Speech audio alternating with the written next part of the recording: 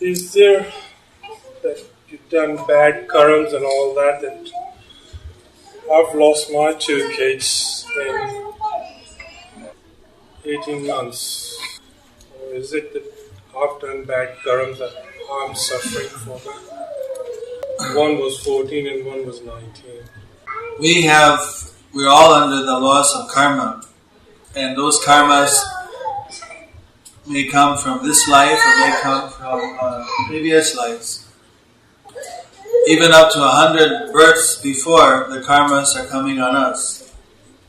So such things like untimely death of children, disease, legal problems, all kinds of disastrous situations. These are due to bad karma. Of mine? To the extent that it affects you, it's your bad karma, and also their untimely death is their bad karma. For you to have a child and then lose a child, obviously that's the suffering. Nobody wants to lose their children who are near and dear. These kind of things are happening in the material world all the time. That's why just recently I was in Guwahati in Assam in India, and 2 parents saw me, and both of them had been encouraging their children simply in material pursuits, education, everything. It didn't stress to them a spiritual life. And they both lost their daughters who were at the age of 19, and they were really very suffering. And so then they came to the temple to pray to Krishna to get some kind of guidance and peace. And they met each other, and now they of course the loss is not just easily replaced in their consciousness, but at least now they can understand that the children are not dead.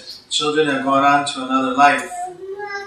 But somehow, due to the karmas, yes, they lost their children. And we can change our karma by devotional activities. By material activities, the karmas are not able to be changed. What we're doing is we're accumulating new karmas. You do good works, you get good karma. You do bad works, you get bad karma. That just keeps on accumulating, and there's a constant chain reaction going on. But by even a little devotional activity, one can start to change one's karma.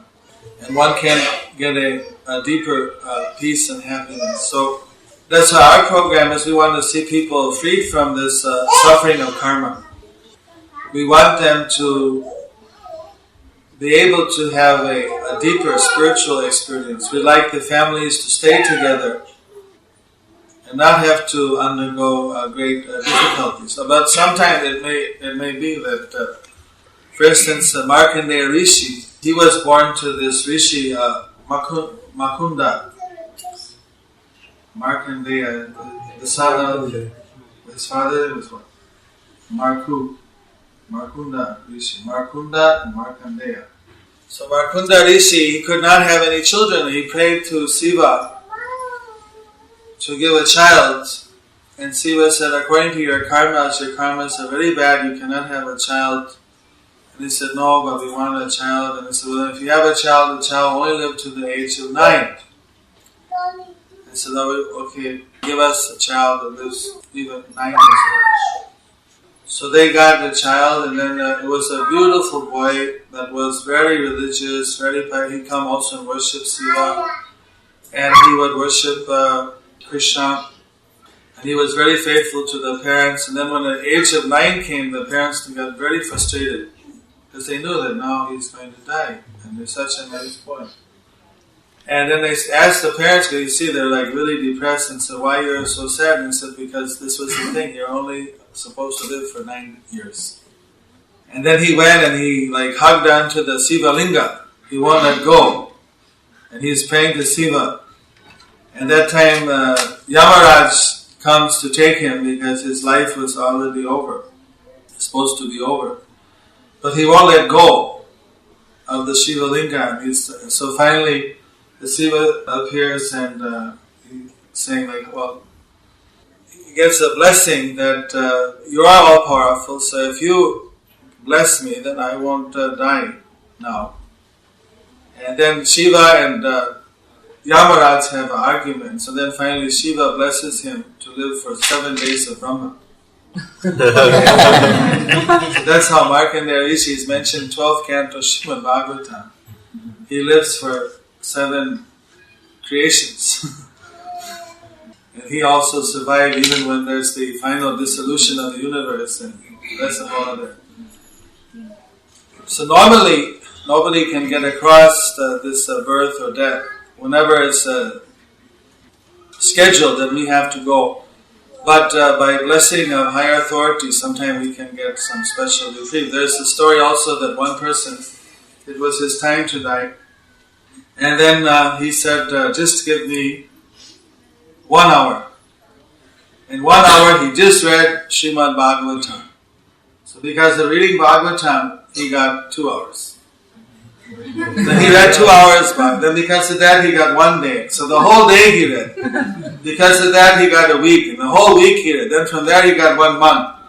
So the whole month he read nothing but the Srimad Bhagavatam. Because that built up so much blessings, he got 1 year. In the whole year, he read the Srimad Bhagavatam. And after that, then, okay, he was freed from that. So, but most people, they don't understand these higher laws that are there. And therefore we're just tossed around by the material energy. We don't have any hope. So we are very, our heart reaches out to you. We're very sad that you lost your dear ones like that. And naturally, we don't want to see anybody suffer. We don't want to see anybody unhappy. But this material world is filled with it. But we do hope that you take advantage of this association and build up now your spiritual wisdom and spiritual strength. You can also, by becoming spiritually awakened, you can also help the departed souls of your dear children. Just as someone can help the departed soul of their parents. Normally in Vedic culture, the son or daughter were called putra, putri, because it's their duty when the parents die that they should do sraddha, or do a ceremony to send them blessings to the parents. Before, nobody would hear of children dying before the parents. That was like now it's quite common in Kali Yuga, in this present age. But that ceremony can be performed for the departed soul to help them wherever they are. And by practicing Krishna consciousness, you can get a freedom from so many karmas that otherwise are not possible to extinguish.